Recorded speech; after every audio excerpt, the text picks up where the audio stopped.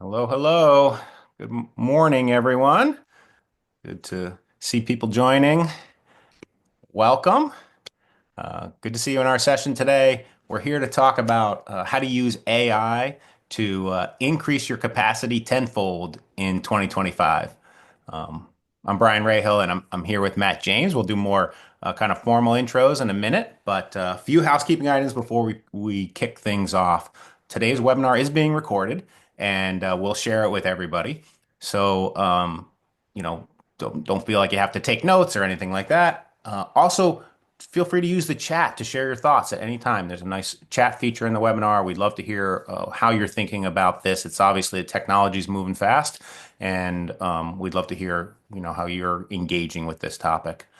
Please also use the Q&A function for your questions. We will do a live Q&A at the end of the session. So, yeah, put your questions in the Q&A and we'll work hard to get to them. So with that kickoff, let's get started. As I said, I'm Brian Rahill. I'm the CEO of CourseStorm. And more importantly for this, I'm a lifelong learner.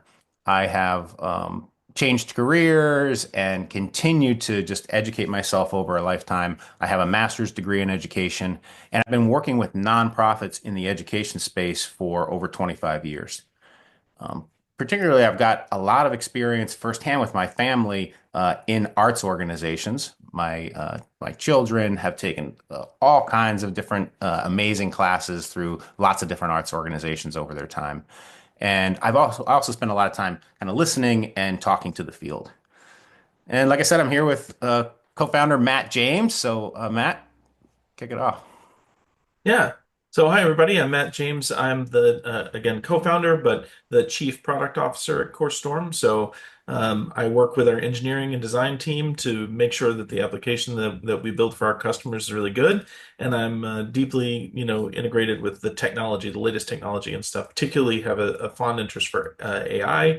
We use it a lot internally, but we also like building it into our product to make everyone's lives easier. Um, so for my personal background, I have a couple of kids at home. They're also in all kinds of activities. My wife is an artist herself and a teacher. In fact, my whole family is teachers. So I got into education and technology at the same time with this company. But yeah, definitely have education in the blood. So that mix of helping people be more productive and to help the educate the world is something I'm very passionate about. So I'm really happy to meet with you all today. That's awesome, Matt. So yeah, the two of us founded CourseStorm. If you don't know what CourseStorm is, I'll tell you, we're a registration and marketing platform. And as Matt said, we're focused on making things we call it impossibly simple for students and admins.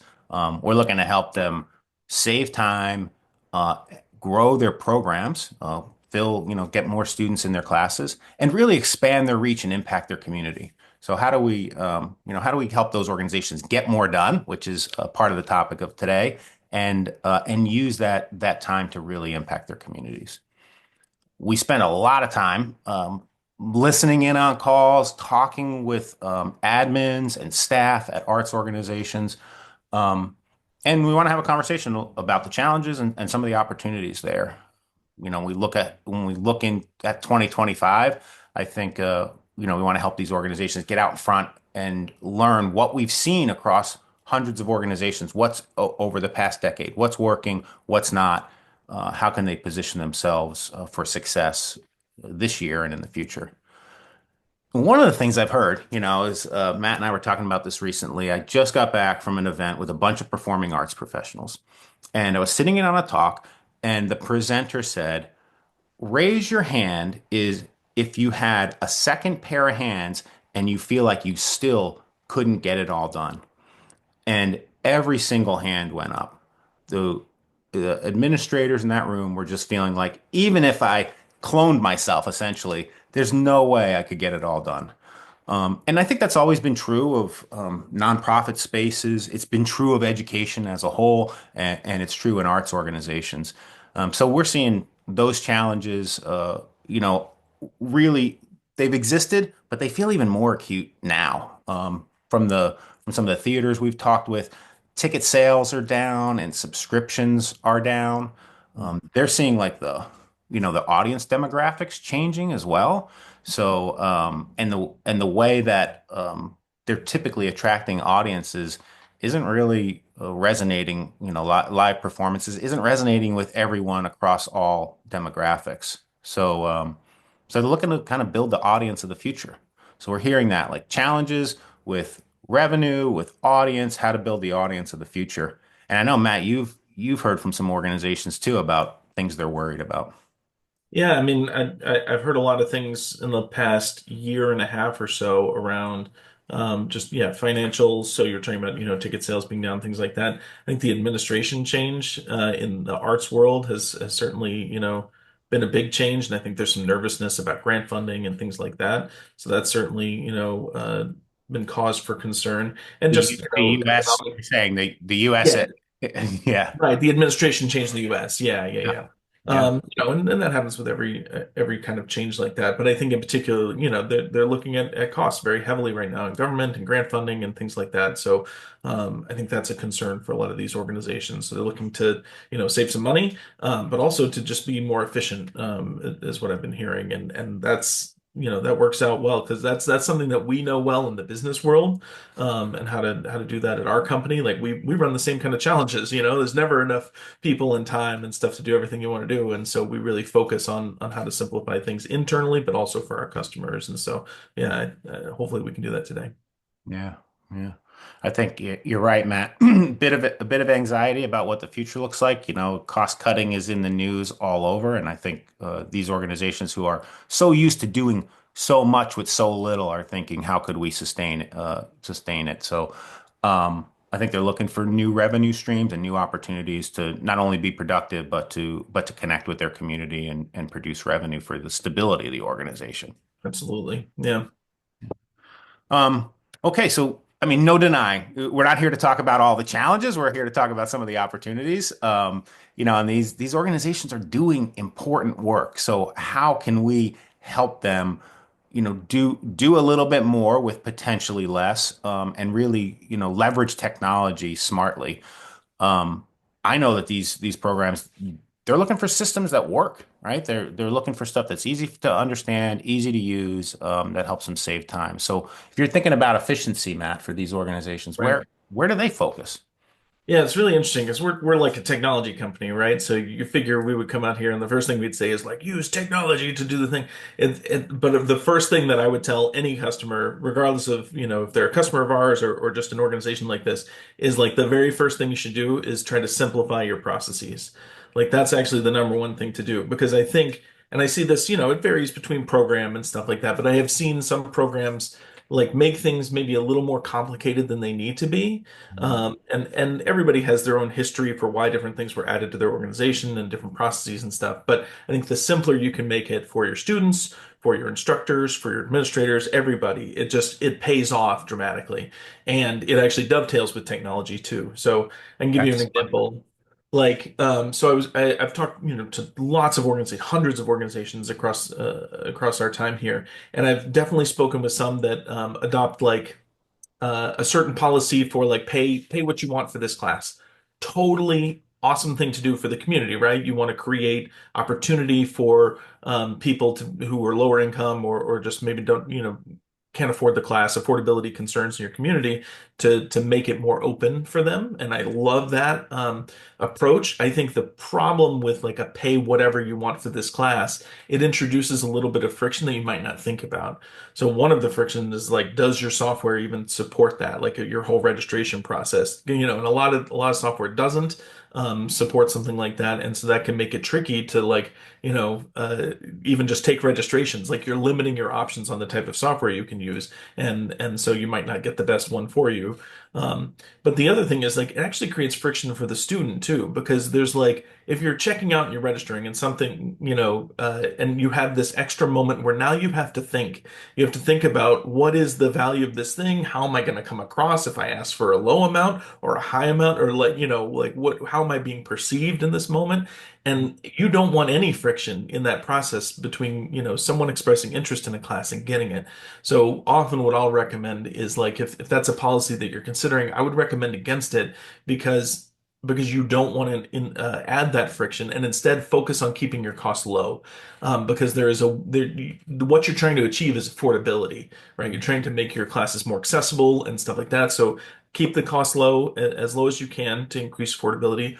Scholarship programs are common as well, and we would recommend you invest in those, and donors can help with that and stuff too. And then it just creates more. I think it's just more of a social structure that people are used to as well, rather than again being forced to like make a decision when they're registering for class. They already had to make a bunch of decisions, and so you want to limit the number of decisions they're having to make. So that's just one example of like a process that is perfectly, it's perfectly good. It's got great intent behind it, but introduces unnecessary complexity that slows things down and then makes it more complicated for you to run your program. So I think there are just other Saying simpler ways to do it. Yeah, That's what I'm saying. You're saying like still have that goal. Let's exactly. expand our reach. Let's serve this community, but think about more simple ways to do that. That might be through a scholarship. It might Right. be, some sort of discount code or something like that. Right, exactly. Yep. And keeping costs low, to serve everyone. So, Right, exactly. Yep. interesting. Yeah, yeah. I like that approach.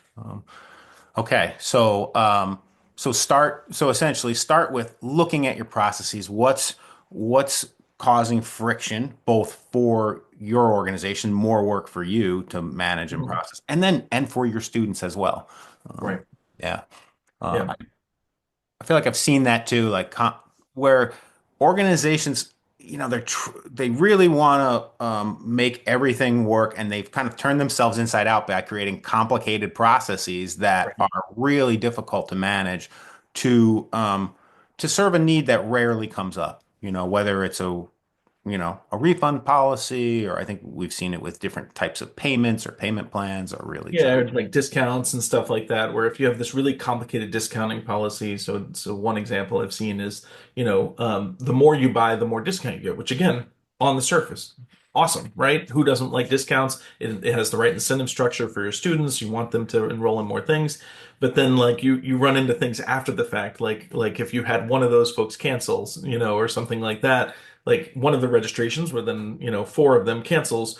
Are they still entitled to the same discount? How much do I refund them now? Like what do I actually owe back to them or not for the classes they're still registered for? They took part of the class, like do I have to prorate it? Like it just becomes complicated. And so I think, there are other ways to achieve those types of incentive programs, promo codes and things like that. But yeah, I think we talk at CourseStorm about this all the time too. It's sort of like barnacles on a ship, right? Like one barnacle you don't really, doesn't really affect your ship that much, but the more barnacles that sort of load on, each one made sense at the time, right? And then the next thing you do is you're looking down and your ship is so much slower because you've sort of added all of these things to it. And so sometimes you got to go out there and sort of, take care of it and clean off those barnacles. And but it makes just everything much much smoother and faster, makes you more efficient as an organization. So Yeah, I love that. So a careful look at your current processes, and I'd say like where are you providing unique value as an organization? Do that, and then look at the other things and try to simplify those. And that actually speaks to, one of our values at CoreStorm is simplicity, and we right. try to work that into every how we think about things, how we develop the product, as well as how we work together. And there's always opportunity to sort of cut away things that are like barnacles and slowing the whole organization down. So Absolutely. Yeah. Try something vanilla unless it is the unique thing that you do differently that is better than anybody else. Invest heavily in something like that, but otherwise go with the vanilla approach, like because mm, I think that's your best bet. Otherwise, you introduce complexity. yeah, yeah, that makes sense. Okay, so instead of just trying to add tech onto processes that are challenging already, first look at your processes, simplify, then we can add tech. And that's, part of what we're talking about today is how to smartly use tech. I think it can be a real game changer if you've done that first bit of work. Um, Absolutely. yeah. Yeah. So, we're seeing like lots of arts organizations coming to CoreStorm with ticketing software or event, like they're using the wrong software for thinking about tech. So they simplified some processes, but they're still using this wrong software, and they're feeling like this friction. They're using Google Forms and PayPal or a Mhm. ticketing system or a donor management system. They're trying to get class registrations through it, and they're wondering why it's not working. Um, and so I think that that's a place where you can be using technology really inefficiently, and costing your staff a lot of time. Yeah. So, yeah, I know we're focused in streamlining these things. You want to talk a little bit about that, Matt? What we're doing at CourseStorm to streamline? Yeah, yeah, absolutely. So, I mean, what one thing I'll note is like the Barnacle situation, using that software totally made sense at the time too, right? Using ticketing software as an interstitial solution, go for it. Google Forms, go for it. But you eventually reach this sort of plateau where it becomes naturally there's just, when the friction becomes more apparent to you and to your students. So you start getting more complaints from your students and things like that. You start realizing you're spending all your time like moving between three different software systems to get them all to agree and align on like what you're supposed to be doing. So yeah, you reach a growth stage where that becomes more apparent, and that's usually when they come to us because we've designed software that integrates with those ticketing systems and your payment processor, and can connect to your marketing system and donor management software, all that stuff. Because you reach that sort of level where it becomes worth it. So if you're pre that level, go with those other solutions and stuff. But when you reach the point of friction, that's where we usually help. So, introducing technology like CoreStorm doesn't have to be CoreStorm. It could be any sort of system, but like you really want to try to use technology to delegate. That's like the first one that I usually try to do is like, so if when you're starting out as an organization, you have one administrator maybe who has to do everything. And so like when an instructor needs a roster list or something like that, you got to go to your spreadsheet and go pull it up for them and then email it to them and stuff like that. And so when you introduce software like ours and other registration systems, you can create the ability to connect the instructors directly with their students. So Mhm. the instructor is like, and that matters when you've got 10, 15, 20 instructors that you're serving, connecting them right together creates a better student experience because they're hearing right from their instructor, and it creates a better experience for the instructor because they don't have to like get delays between the information that they're looking for and whatnot. And it helps relieve the administrative workload as well. So delegation is really important, I've seen. Um, Other things are like anywhere you can like automate. If you can automate reminders that get sent out or automate any sort of, marketing efforts and like pre-schedule those types of things or have a system that does that or low enrollment, notifications, like that type of thing. That's the kind of places where we like to focus our energy, is to build in very reasonable automations so that you don't have to hand do those things. Because when you're small, you can do that. But as you get bigger, you reach that scaling point where it's just too much effort. And why do something that a computer could do for you so that you can spend more time with your students? Because you're not adding unique value when you're just typing a reminder email. Don't forget, blah, blah, blah. Like have the computer do that. That's something that should be automated. But spend the time on the human things and connecting with your students on the actual things where you're providing unique value. So I love um, that, Matt. yeah, that's the places where we look to add value as much as we can, but like that we would encourage organizations to apply technology in those ways. Yeah, yeah, I love that, and I want to come back to that human connection and what are the things only humans can do because, I want to get to the meat of the conversation. AI, obviously, so much hype about AI. Mhm. I think you could just see it in the news all the time, and then I'd say like a lot of justified concern as well. A lot of uncertainty. What does this mean? How's this going to change things? So there's excitement and hype on one end. I think a little bit of uncertainty, maybe some anxiety as well. So, I think the way we think about AI is in education is that thing that you so mentioned, which is how can we use this tool? We know it's here already, it's being used all over. How can we leverage it instead of don't we don't want to stick our heads in the sands? How do we leverage it to Right. do the things that humans are uniquely good at doing? And if we think about education and helping someone on a personal growth journey through education, if we think about the arts in particular and how that connects to the whole of human experience, I mean, that's something AI is never going to replace. So Mhm. we're not looking at it in that way. Like how do we replace those things? We're saying, how do you use it to get rid of the things that are rote, that you're operating like a computer and Right. do things that only humans can really do. So, um, I know we've got some examples. I'm sure people are dying to think about, like, okay, tell me how I do this. So Matt, tell me some more. Yeah, so we've used AI in a variety of places in our application, but you can also use the technology, as it is, like without using a system like ours. So AI is really an accelerant, and that's the way I like to describe it. There's like you can sort of use it passively, and that's sort of like the person on those moving sidewalks at airports, who just like who will stand on the moving sidewalk and let it pull them along. You can do it that way, or you can use it as an accelerant and sort of be like walking on the moving sidewalk while it's moving, and I then you're love like that. getting double the effort out of it. Yeah, and just move faster. And so we use it internally a lot to help our development team move more quickly, for sure, so that we can produce these kinds of features for folks. But like, our marketing team will use it, and it's good at generating ideas. It's good at doing data analysis. And then we build it into our products to try to create, because again, we look for that impossibly simple experience. And AI is like it's an enabling technology that makes new things possible, that can create things, impossibly simple experiences that you never thought were possible before now became possible. But that's our interest, is uh, to address real world problems with a new technology, as opposed to start with the technology and invent a problem that needs to be solved. We much prefer to work the other way around. It's like, oh, thank goodness, I can finally attack this thing that we know is a problem. We can create a better experience because of a technology, as opposed to like, oh, where could we apply this? Let's just think, technology first. That's not really our game, but. That makes sense. Yeah, yeah. So let's make this more real. What would it look like to sort of walk on the moving sidewalk and use AI for an organization? I know you and I were talking about getting class evaluations and Mhm. and processing through that data. And I think Yeah, you have an example on that. Can you show us something? sure, sure. Happy to. So, let me just pull this up here.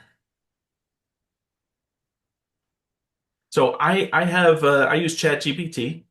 That's a common tool people have probably heard of on the news and whatnot. And if you've never experienced it, it started off as this chat-based interface to just, ask questions or whatever. Then they added the ability to search the web, so it can be really useful for things like that. In fact, I think you can even do all that for free. If you just go to chat.com, need no account. You can sort of treat it like a smart Google, and you can ask your questions. It'll search the web, bring you up answers, and have good conversations. If you pay for ChatGPT, which is like $20 a month, you get access to additional features, and one of them is called Data Analyst, and it's really interesting, right? So, what it allows you to do is upload data, so like spreadsheets or Excel documents or CSVs, things like that, that you might have, and then ask questions about that data. Mhm. And we've used this internally, but we've helped organizations use it as well. It's really powerful. So I'll give you a quick demo here of using it for student feedback. So, okay, so this is ChatGPT, the data analyst feature. If you're on the web and you have an account, you can just click data analyst in the sidebar there, and it'll bring this up. So what this allows you to do is upload files. So in this case, I've got a file here with some student feedback. So this is student reviews of different classes that I've held. And so I can just open it and attach it to the analyst here, and then I can start asking questions. So the first thing I'm going to want to do is provide it some context about what is this data and why do I care about it. So I would say I've attached some student feedback about my classes, and I want you to help me make sense out of it. So that's the brilliant thing, is like when you're interacting with AI, you want to give it that context, but you can also be a little bit vague and have it help you think of ways that you might make sense out of something. So you can see here I have, the data is like student name, the class name, the instructor, the rating that they gave it, and any sort of textual feedback here that they might have left about their experience. So we've got 90 rows here, I think it is, but you can have thousands of rows as well, and it'll chew right through it. So Matt, this is all right now what you're uploading. It's all this is fake data. Yeah. example examples. Yes, right. Fake data. Okay. Yes. Okay. Not releasing any student names here. Thank you Great. for making sure, yeah, to highlight that. So anyway, what GPT will do is it will, evaluate this and it figures out what this data is. And it's like, okay, I think you're probably ranking 1 to 5 based on the data I'm seeing, and whatnot. So it says, how would you like me to analyze this? And it gives you some suggestions. So this is an example of that generative stuff that can really help you walk through, think through what you even might want. So in this case, I would love to look for trends in this feedback. So we can just ask that. I'm going to just highlight, identify trends in student feedback. I'll copy it and I'll paste it here. But I could also just type that out. And sometimes it actually responds with numbers too. It'd be like, do you want me to 1, 2, 3? And then you just respond with the number, which is really Hmm. nice. But Interesting. so now what it's going to do, and it's really cool what it's doing behind the scenes. I won't get into the technical stuff, but it's opening that file and it's performing its own analysis to look for positive and negative trends. And so it has to run through all the rows and sort of, do this interpretation for you. But the cool thing is, again, it can be very open-ended like that, and then it can write its own logic to interpret that data. So sometimes this does take a moment to go through it, and obviously, if you have a larger file, it can take more time as well. But How many rows are we looking at? How many student feedback responses are you looking at? so in this particular file, we're only looking at like 90 or something, but we run this exact same analysis on tens of thousands of rows, and I think like sometimes, oh, so it had an error in this case. All right. So it's going to try again. That's the other cool thing is like when it runs into an error, often it'll like, give you a little bit of a response and then try something else. We've seen that with our systems as well. But what it's going to do, it can, yeah, so these are the kinds of things it can look for.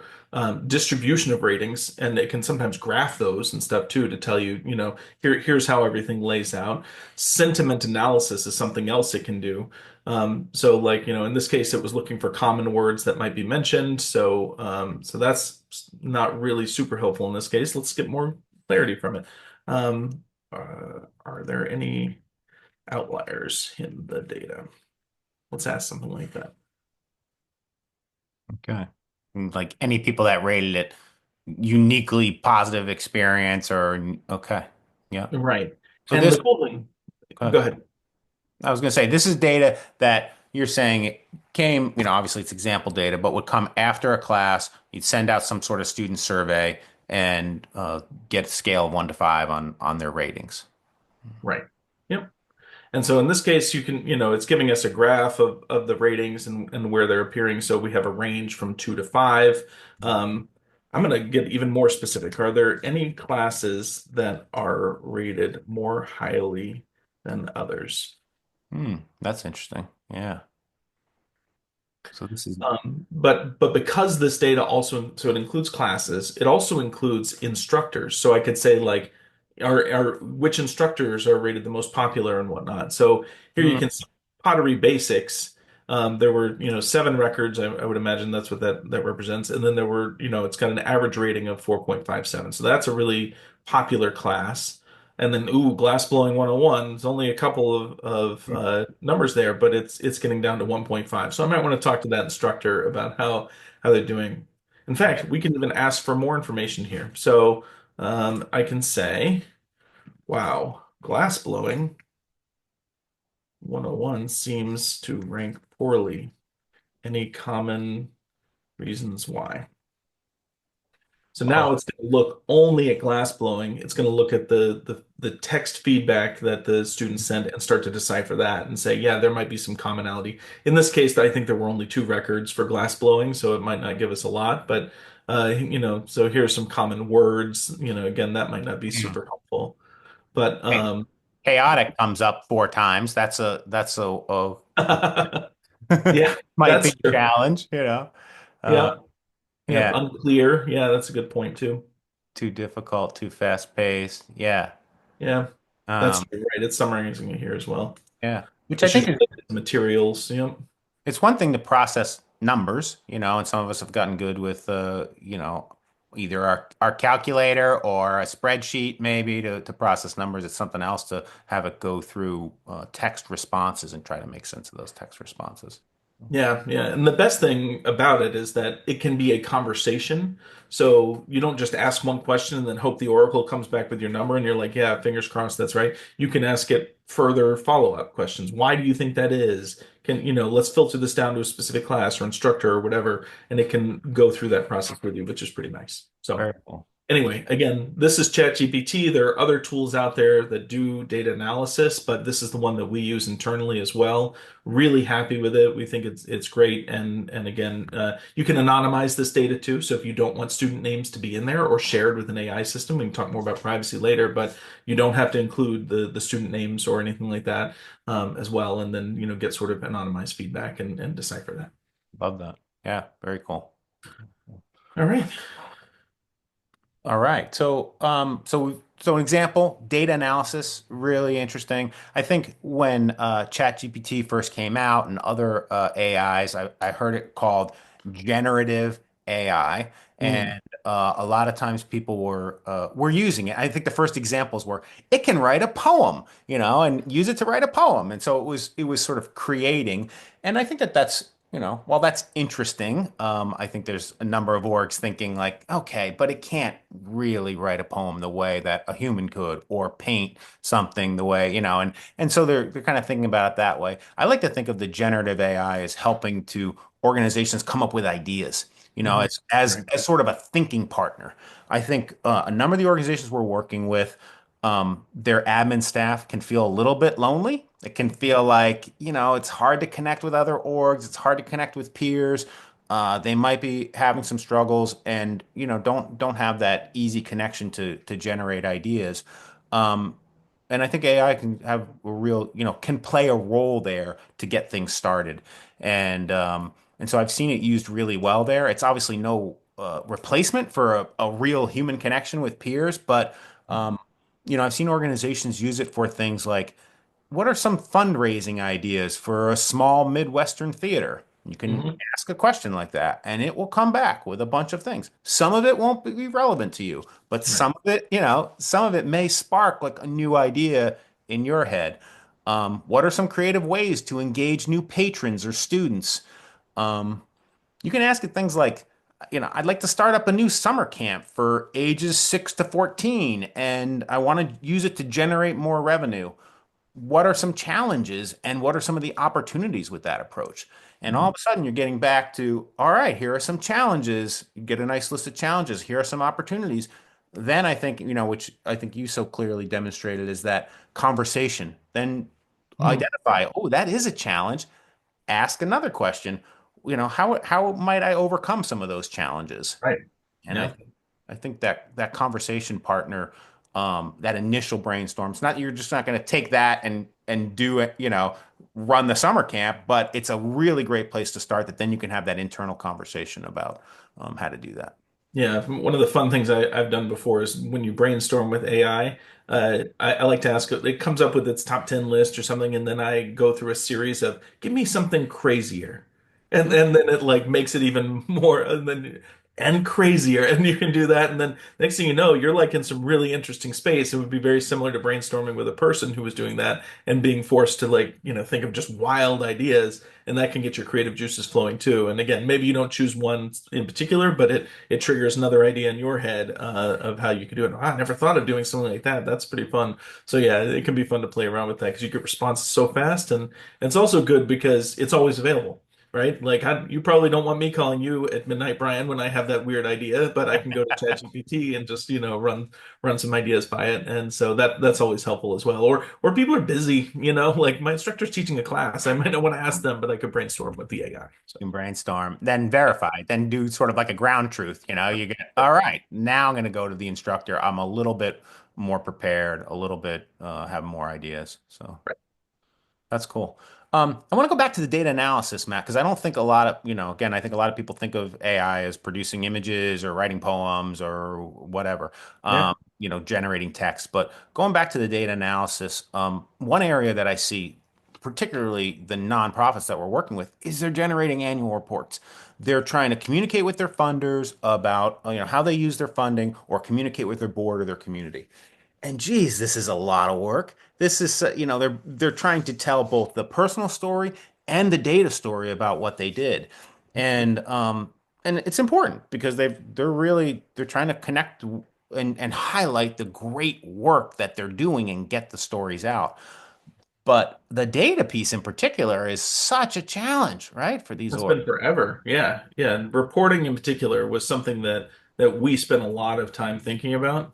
And yeah, because the ways to get reporting are really complicated. Like you either need to fill out a crazy form in some application to figure out, to get to the answer, or download an Excel file and become a whiz with pivot tables, which I've been in this business forever. I still don't understand a pivot table, how it really works. Like I've tried a million times. So I can imagine like if you're a theater, owner operator or some arts and culture center, and you're just like, oh, cool, let me boot up Excel. That sounds like a fun activity. No one's looking forward to that. Yeah, yeah, absolutely. So a lot of work there. It seems, these organizations though can some of the data analysis you showed us. Obviously, they need to get an export of their data if they want to. You had a nice spreadsheet ready with the student responses. So if they wanted to do this and use a tool like ChatGPT, then it is go into whatever system you're using to record this data, get an export. Um, use the paid version of ChatGPT because that has the data analyst, I think, Yep. and Right. upload that, de-identify it, upload it, and then you can do that process of essentially asking questions, and querying the interface and start to get some data back. So I think that's one really good, another good example of ways that they can use that to generate the data they need for annual reports. Like, give me the breakdown of the age and gender of students that I served. How many students returned? How many were new? So thinking about like new audiences. I think that again, that's one real good example, that data analyst that I think people don't really focus on. And I know when you said, geez, we've heard that so much from organizations reporting, we saw it as such a big need. We focused on kind of incorporating that into CourseStorm. Can you tell me a little bit more about that? Yeah. Yeah. So happy to show that off. I can do just a quick share here. I don't have a lot of example data in this particular site. This is our test site here. But what we did was we built this feature into CourseStorm. So the same sort of chat style interface that you have with ChatGPT, we put it right into CourseStorm and tailored it and fine-tuned it for the types of data and the types of questions that you would have. So instead of having to like go to your software system and pull out the feedback forms and de-anonymize it and stuff, or rather anonymize it and everything, and make, be really careful with the data you're sharing.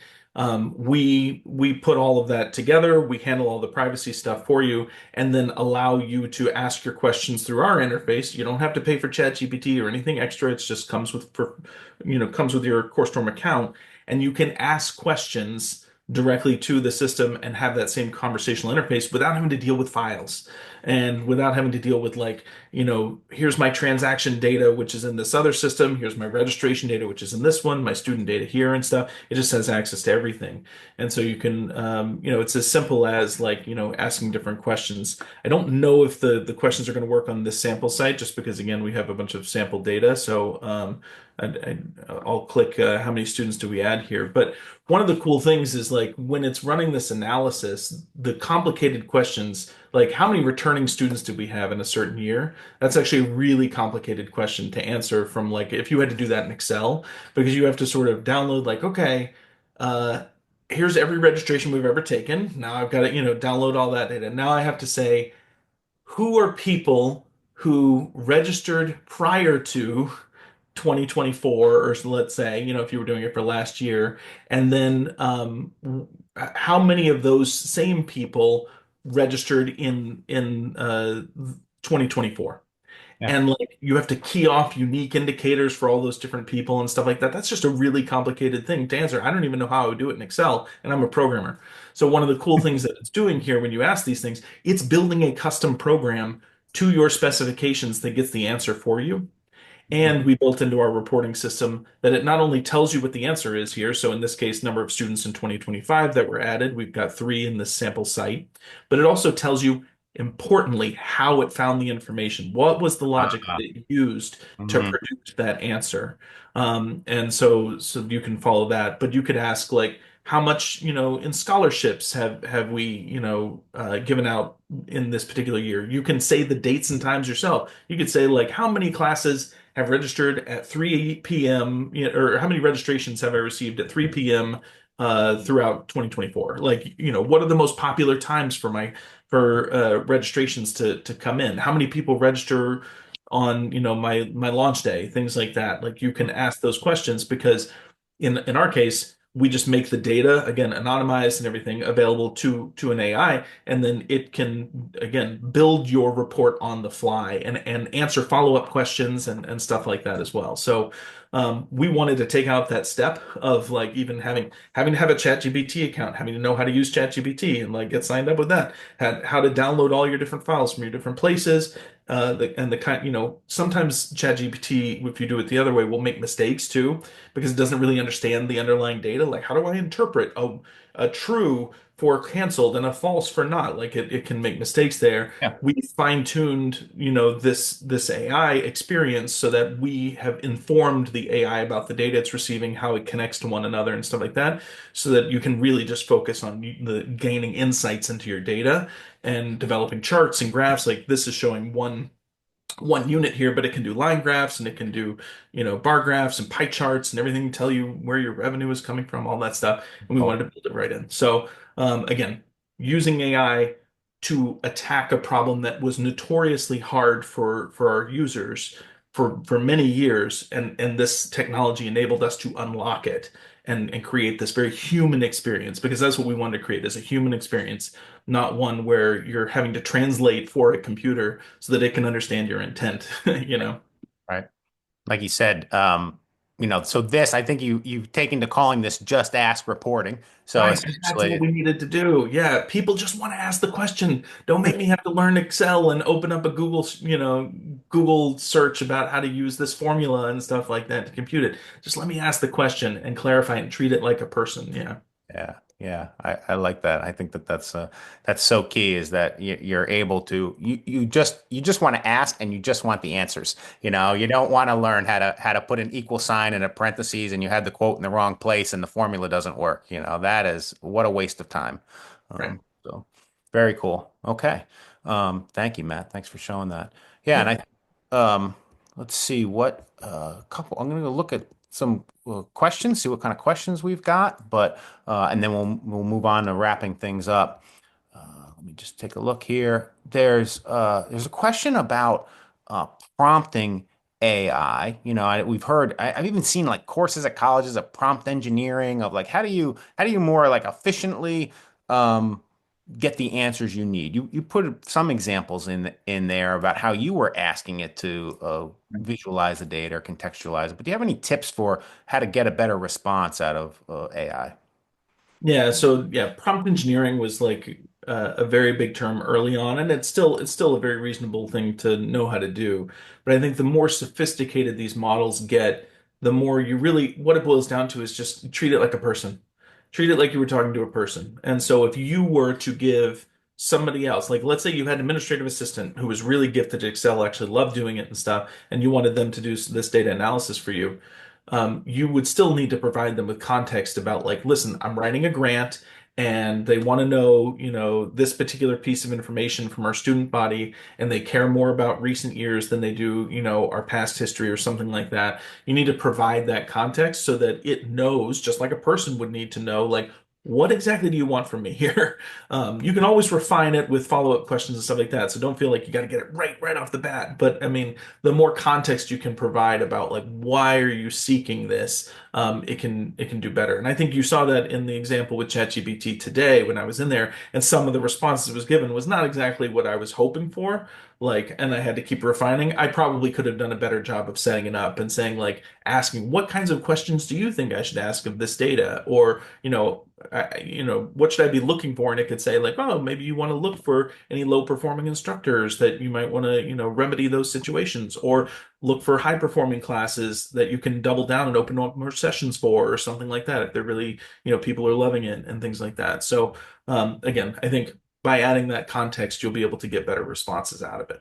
Yeah, I think that's key. Yeah, adding the context, that seems important. I saw, in our tool, you're having it justify the answer. Tell me how you arrived at this answer so you can tell the chat GPT that. Tell me how you arrived at this answer or what, Right. Yeah, that and that's one of the things, yeah, we added specifically due to feedback. Well, because before it would just sort of produce the chart magical. and everybody felt a little bit like, can I trust that data? And so we again made our own fine tuning and stuff so that natively every time you ask it to produce something, it will always respond with, here's how I came up with that data. So you don't have to ask it each time or remember to type it. I think it does create a much better experience. Yeah. Okay. That's good. Yeah, and ask it to ask you clarifying questions, I think is another. I think we've got a Mhm. whole list of these we're going to send out. So we'll get some of the top ways to prompt AIs to get it to give you the response you want more the first time. Okay, cool. How about, we talked about ChatGPT, we've been talking a lot about that. I know there's tons of AI, like Google has something, Microsoft has something. It's hard to keep up with the names. I've heard lots of them. What do you recommend? Where should people start? Yeah, if I had to just choose like the vanilla sort of version, I would go with ChatGPT. It's the original. It's got a very memorable web address. It's just chat.com. So like you don't have to remember Grok 3 and all this stuff. Just go chat.com. And that's what I tell my mom whenever she asks me a question with tech support or something too. Like just go to Perfect. chat.com. It's like I used to say go to google.com. It's just now it's go to chat.com. Okay. So yeah, I recommend starting there. It's a great tool. It only gets better. They keep adding new things. They just added something this week called Deep Research, which like, or maybe a couple of weeks ago. But anyway, they added this tool where you can type questions and then ask it to like really think about the answer, not just like spit out the next thing, but like it'll go search the web and tell you like you could say like I want to buy a new pair of sneakers. What and this is my kind of criteria for price point and stuff like that. What should I buy? What's the highest rated one? And it'll search the web, scour everything, and tell you like a strong report of here's the advantages and disadvantages of that and stuff. And it'll spend like 10 minutes producing something that probably would have taken several days for a regular person to do. Nice. So like Nice. those kinds of features are being added all the time. So ChatGPT is a great one. If you like other ones, like Microsoft Copilot is one, and there's Grok and there's Anthropic and all these other companies. Yeah. I think that's cool. Go for it. Google has Gemini and stuff like that. Work with whatever you want to work with. But if you're just starting out and you're like, I don't know what to choose, and there's like this whole plate, Yeah. just go with ChatGPT. Keep it simple. Keep it Yeah. simple. Keep it Go. simple. It can The do it. vanilla, right? Go with the Yes, vanilla solution. absolutely. It's not you're not providing unique value by using Gemini. Just go with chat.com. Yeah, that makes sense. All right, cool. I think a lot's been made about the privacy. We talked here about, this was sample data and about then de-identifying data. If you want to do that, can you tell me a little bit more about the privacy and are there ways to kind of overcome those privacy concerns? Yeah, so definitely, we really recommend unless you absolutely need to de-identify student data because, there are a bunch of privacy considerations there. So if you're sharing it with any system, we recommend you peel out the student names. In our case, again, it was fake data, so it was no big deal. But you know, every different system has its own privacy policies. I'm most familiar with ChatGPT, so I can explain what that one is. But you definitely want to check if you're using a different system what their rules are. So with ChatGPT, if you're in an unpaid account, so if you just go to chat.com and you don't need an account or anything, and you start using this thing, it will, they use the usage information there of your conversations back and forth to train the model. So they Yeah. make their models better that way and stuff like that. They don't serve you ads or anything, which is awesome, but they're making use of that data. If you have a paid account, you can opt out of using your conversations to train the models. They'll still use some information about, how you're using the system to make it better and stuff like that.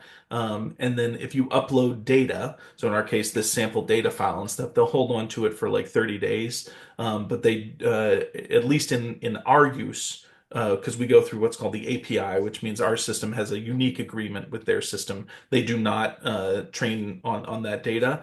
I can't recall if they do it if you upload your own file directly in the interface. I think it's subject to the same sort of opt-out clause that you can set for your account. But Okay. So there are some ways to get in there if you're using the regular interface to essentially opt out. It is a setting, particularly on paid accounts. And then if they're using our Just Ask reporting, we're taking care of those yeah, privacy concerns Yeah, for again, we them. take care of the Okay, anonymization, we take care of the privacy, we create a streamlined experience, all the beautiful. upload, download stuff. But it's cool that those tools are fairly cheap and $20 a month to get a data analyst 24/7 that can, do that kind of work is pretty cool. But building Love it it. in, you can't really beat that experience. So Okay. Cool. Well, we're just about to kind of wrap things up here. We talked, I think technology in general and AI in particular can feel a little bit daunting to people. And I think we've shown some good examples here, some ways for people to get started. Um, there's a lot of noise out there kind of about both, but there's lots of opportunities for these organizations. I think with the right processes first, streamline, simplify your processes, and then the right tech. You talked about delegating, using tech to delegate, using technology to automate, having the right tool for the job. That's sort of the second step. And then the third would be, all right, laying around some of these new technologies like AI to really be that person that's walking on the moving sidewalk in the airport. I mean, geez, right. that's a great visual. I know I always feel like a sort of a superhero walker when I'm doing Right, that. you're moving so fast. It's like you're running, but you're not putting out the same effort. It's crazy. All right, so Matt, as we wrap things up here, what's some takeaways that these organizations should be thinking about and how to use technology? Yeah, I think, you pretty much nailed them for me. I think it's start without tech, think about processes because that'll just flow into everything actually. It makes your technology choices easier. It makes it easier, on AI sometimes too. And then yeah, layer on only the technologies that really help you move more quickly. Don't get enamored with technology for technology's sake. Don't add AI just to add AI. Apply technology to real problems that you have. Choose the vanilla flavor of stuff unless it's the unique thing that you're where you're providing unique value and stuff. And then yeah, our obsession at CourseStorm is just helping people save time. I relentlessly talk about with our team, like let's look for really great ways to just cut out the middle person because I think you and I have talked about this before, but like that the human element is really important to us. I mean, that's the reason to adopt the technology is so that the bull crap gets out of your way and you can spend more time with the people and really a lot of technology. It's amazing if you really think about it. So much of your like clicking and searching and stuff is you translating your intent, what you want, for a computer. You're putting it into computeries for it, but not for you. It's and so one of the cool things about AI is to be able to like eliminate that space in between and have a more direct connection to from what I want to do to having it done for you. And we're going to continue to look for opportunities to solve problems that way. So. That's awesome. Yeah, I love that. I want to touch on that again is if you're thinking about a spreadsheet, like a spreadsheet was not invented because it's the best thing for humans or the easiest, It's like you have to put those things in all those little boxes and write the formula in the right way because the stupid computer can't understand it any other way. Mhm. That's the way it has been. So you're essentially to get your annual report done, you're almost turning yourself into a computer. I'm trying to translate what I want into something that this computer can understand and then give me the answer that I want. Really, what I want is just to ask and just to get an answer back. Right. Exactly. And I think there's a lot of that's where things are heading with a lot of this artificial intelligence technology is when properly applied, if all your data is in one place and stuff like that, it just makes it much easier to, for it to come up with those answers for you and you can treat it like a person and being treated in return like a person instead of another computer. Absolutely. I love that. Yeah, I think like we don't work for the machines, right? We don't work for the I wish we didn't, right? We're getting there. We're finally getting there. Uh, so yeah, I mean, I think that let's using AI. I think some of the examples you've shown that we talked about is how do we get the machines to really work for us and then enable us to eliminate those putting data into hundreds of boxes just to get an answer. Let's leverage the AI to get our answers back and then go on. You said it so clearly to do the things that are uniquely human, to being a human, to connecting with your community, to connecting with your students, to being creative about ways to grow your organization or increase your impact or serve more people in the community.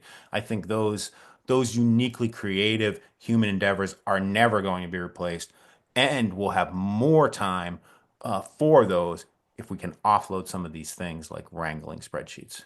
So Absolutely. that's what I would say. Awesome.